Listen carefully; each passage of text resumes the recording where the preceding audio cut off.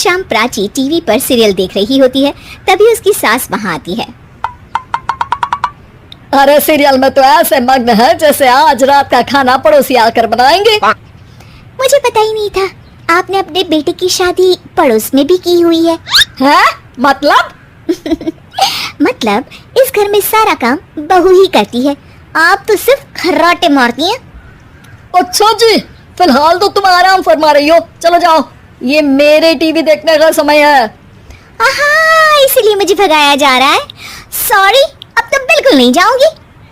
प्राची की इस बात पर दोनों सास बहू के बीच टीवी रिमोट के पीछे बच्चों जैसी छीना झपटी शुरू हो जाती है, जिसके बीच श्लोक भी काम से घर वापस आ जाता है। हाँ, आज मेरी चूहे बिल्ली की जोड़ी किस बात पर झगड़ रही है? अरे तेरे बीवी मुझे टीवी ही नहीं देखने दे रही। अरे तुम्हारी मम्मी मुझे खाना बनाने के लिए फोर्स कर रही है। अरे वाह, ऐसे बेतुके रीजन पर तो बच्चे भी झगड़ा नहीं करते।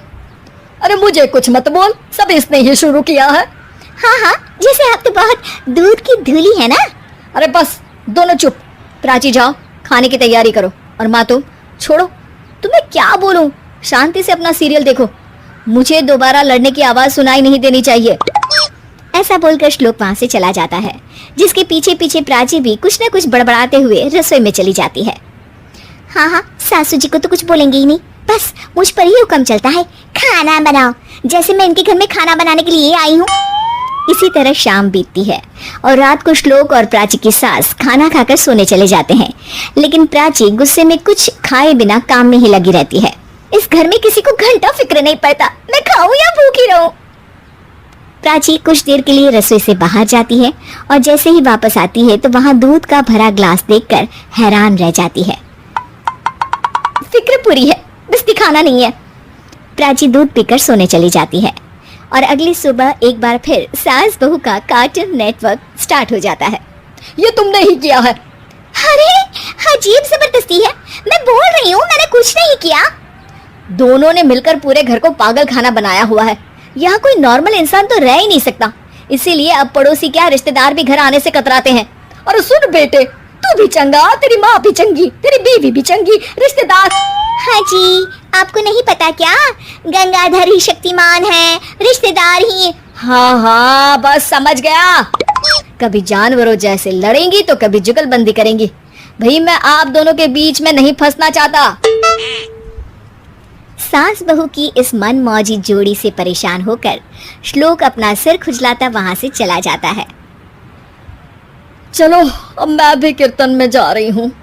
इस पर जैसे ही सास कमरे में अपना पर्स लेने जाती है तो वहाँ नाश्ते की प्लेट रखी देख मुस्कुराने लगती है और नाश्ता करके घर से बाहर निकलते हुए कुछ पैसे टेबल पर रख जाती है, जिसके कुछ देर बाद सिलेंडर वाला घर आता है। ओ मोरी मैया, मैं सिलेंडर के बारे में तो बिल्कुल भूल ही गई थी। घर खर्च के सारे पैसे भी मम्मी के पास है और श्लोक से बोला तो उल्टा 4 बात सुनाएंगे। प्राची ये सोच ही रही होती है कि अचानक उसका चेहरा चमक उठता है और वो घर में आकर इधर उधर देखने लगती है। तभी उसकी नजर टेबल पर रखे पैसों पर पड़ती है, जिन्हें वो सिलेंडर वाले को दे देती है। ये सब श्लोक देख लेता है। अच्छा बेटे, इतना बड़ा घोटाला, सबके सामने मैं तेरी दुश्मन और पीठ पीछे तेरी मेरी यारी। इस पर श्लोक एक प्लान बनाता है और शाम को सब एक साथ बैठे होने पर बोलने लगता है। माँ, तुम दोनों की बहुत लड़ाई होती है, इसलिए मैं सोच रहा हूँ कि प्राची को उसके घर छोड़ाऊं, इससे वो भी खुश रहेगी और तुम भी। अचानक श्लोक की ये बात सुनकर सास बहू शौक से उसकी तरफ देखती हैं। अरे ऐसे कैसे घर छोड़ाओगे, मुझे कहीं नहीं जाना। अरे तुमने बोला नहीं पर मैंने सुन लिया, तुम्हें मम्मी के साथ रहना अच्छा नहीं लगता, मुझे पता है।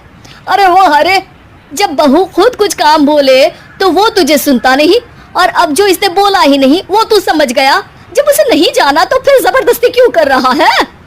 अच्छा, फिर आपको मौसी के घर छोड़ाता हूँ। बस अब आप दोनों एक घर में एक छत के नीचे नहीं रह सकती।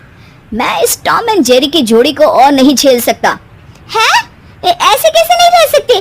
तुम्हें इतनी दिक्कत है तो तुम्हारा बोरिया बिस्तर पैक कर देती हूँ, लेकिन मम्मी जी कहीं नहीं जाएंगी। बिल्कुल यही सुनना था मुझे। अगर दोनों में इतना ही प्यार है फिर हर वक्त ये लड़ाई का नाटक क्यों करती हो? देखा मैंने कैसे माँ किचन में दूध रखती है और तुम उनके लिए कमरे में नाश्ता रखती हो, और कैसे वो पहले ही तुम्हारी दिक्कत समझकर घर में पैसे रखकर बाहर जाती है। अरे भाई, इतना ड्रामा तो डेली सोप में भी नहीं होता जितना तुम दोनों ने इस घर में फैलाया हुआ है। तू हमें टॉम एंड जेरी बोलता है ना, तो याद कर वो दोनों भी एक दूसरे को बाहर वालों की बुरी नजर से बचाने के लिए हमेशा सबके सामने लड़ते थे, लेकिन अकेले में दिक्कत के समय मदद भी तो करते थे। बस हमारा रिश्ता भी कुछ ऐसा ही है। और वैसे भी अगर सास बहू में तू मैं नहीं होती तो दुनिया वालों को कहानियां कैसे मिलेंगी?